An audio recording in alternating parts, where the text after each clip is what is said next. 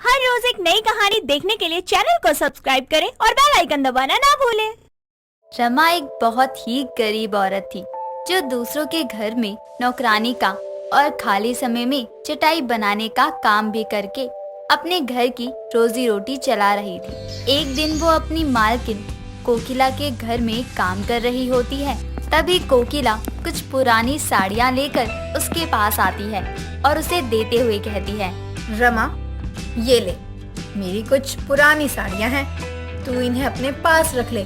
बहुत दिन हो गए थे, मैंने तुझे कोई साड़ी नहीं दी थी। मालकिन, सच में आप ये सारी साड़ियाँ मेरे लिए लाई हैं, लेकिन आप मुझे ये सारी साड़ियाँ क्यों दे रही हैं? ये तो आपकी है ना? हाँ तो क्या हुआ, जब मैं पहनती नहीं इन साड़ियों को तो तू अगर पहन लेगी तो कौन सी बड़ी बात हो जाएगी। कौन सा मैं तुझे अपनी पहनने वाली साड़ियाँ दे रही हूँ। फिर भी मालकिन, आपका दिल बहुत बड़ा है। आप आए दिन मुझे इतने सारे कपड़े देती हैं, कभी मेरे लिए, कभी मेरी बेटी के लिए। आज के टाइम में अपने नौकरों के बारे में कौन सा मालिक इतना सोचता है?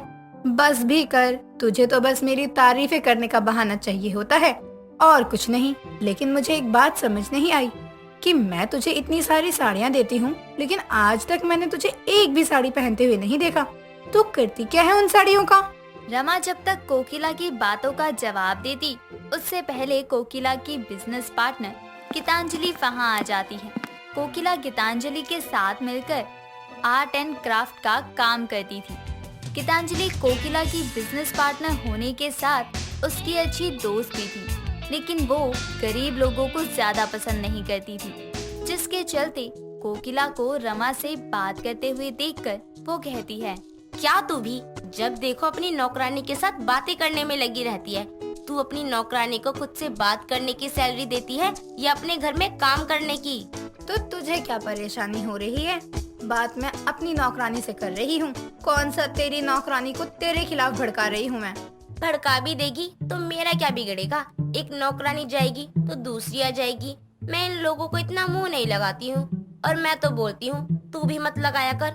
लगता है तेरे पास साड़ियाँ कुछ ज्यादा ही हो रही हैं, तभी आए दिन अपनी साड़ियाँ भिखारियों को देती रहती है। गीतांजलि की बात सुनकर रमा की आंखों में आंसू आ जाते हैं और वो चुपचाप वहाँ से चली जाती है।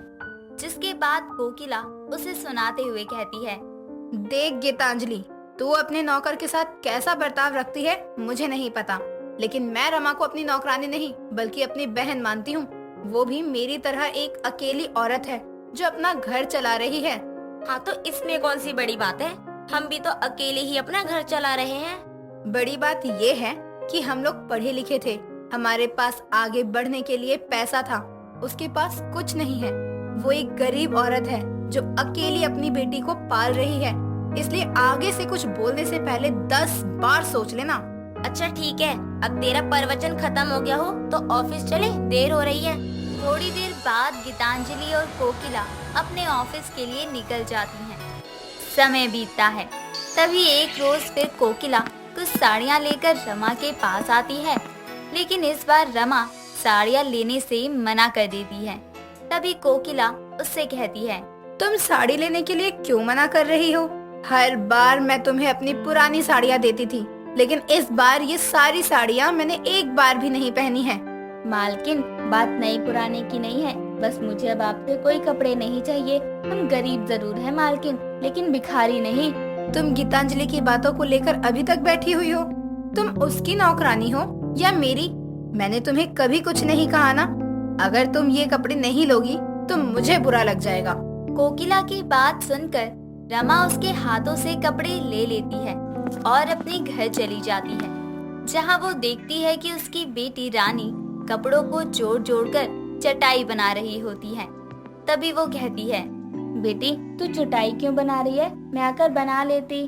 तुझे ये सब काम करने की जरूरत नहीं है, तू बस अपनी पढ़ाई पर ध्यान दे। ये सब काम करने के लिए मैं हूँ।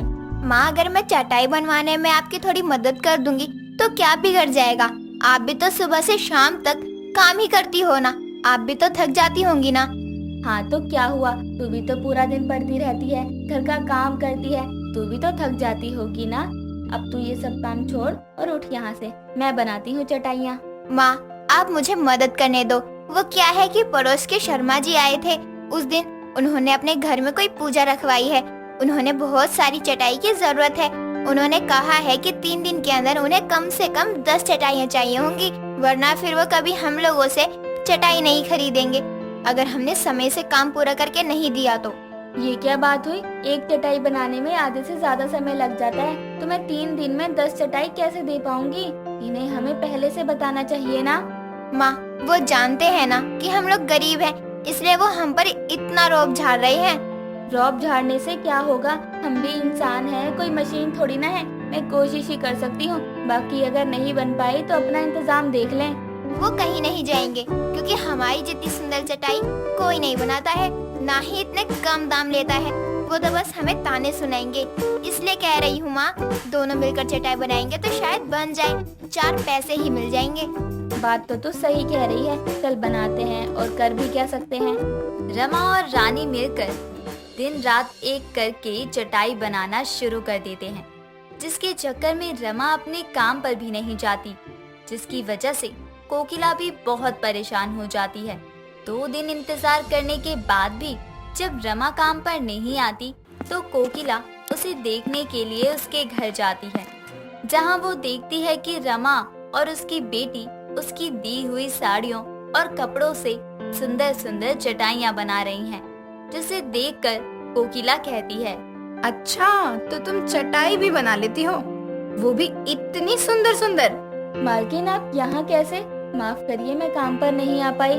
कोई बात नहीं, तनख्वाह का समय हो गया था, इसलिए मैंने सोचा मैं खुद ही तुम्हारे घर पर आकर तुम्हारी तनख्वाह दे दूं।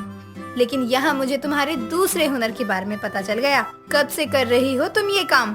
मालकिन, मैं एक गरीब चटाई वाली हूँ। जब मैं गांव में थी तो वहाँ चटाइयाँ बनाकर बेचा करती थी और उसी से अपनी रोजी रोटी चलाती थी। लेकिन जब शहर आई और आपके पास काम मिल गया तो चटाई बनाना कम कर दिया, लेकिन छोड़ा नहीं। इसी बहाने 4 पैसे ऊपर से हो जाते हैं। रमा और कोकिला आपस में बातें कर ही रही होती हैं। तभी रमा का पड़ोसी शर्मा वहाँ आता है और कहता है, रमा, मेरी चटाइयाँ तैयार हो गई कि नहीं? मुझे अभी के अभी पूरी 10 चटाइयाँ चाहिए। शर्मा जी, 10 तो पूरी नहीं बन पाई, 7 हुई हैं। आप उन्हें ही ले जाइए, बाकी मैं बना के भिजवा दूंगी। दिमाग ठीक तो है ना तुम्हारा?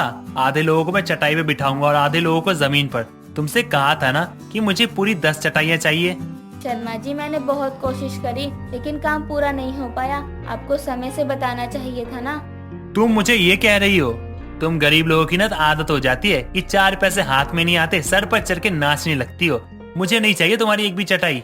रमा की पड़ोसी की बात सुनकर कोकिला को बहुत गुस्सा आता है और वो उसे बहुत सुनाती है, जिसके बाद शर्मा गुस्से में रमा के घर से निकल जाता है। तभी कोकिला कहती है, तुम्हारे अंदर इतना अच्छा हुनर है, तुम इतनी सुंदर चटाइयाँ बनाती हो। अगर तुम इसे ऑनलाइन साइट पर डालोगी तो जिस चटाइयाँ के तुम्हें 50 या 100 रुपए मिलते हैं, उसके बदले में तुम्हें 500 या 1000 रुपए मिलेंगे। आप सच कह रही हैं मालकिन, हमें हमारी चटाई के दाम 500 और 1000 भी मिल सकते हैं। हाँ हाँ बिल्कुल रमा, और इसमें मैं तुम्हारी मदद भी करूँगी। मैं तुम्हारी चटाइयों को अपनी ऑनलाइन साइट पर डालूंगी और जैसे जैसे लोगों को इसके बारे में पता चलेगा, लोग खुद खरीद लेंगे और घर बैठे तुम्हारे अकाउंट में पैसे भी आ जाएंगे। कोकिला की बात सुनकर रमा की खुशी का ठिकाना नहीं होता और इस तरह से गरीब चटाई वाली को पैसे कमाने का एक सही जरिया मिल जाता है, जिससे उसकी आर्थिक स्थिति में सुधार भी आता है और उसके हुनर को पहचान भी मिल जाती है। दोस्तों, अगर आपको ये कहानी पसंद आई तो इसे लाइक करें, शेयर करें और कमेंट करके बताएं कि कहानी में आपको सबसे अच्छा क्या लगा।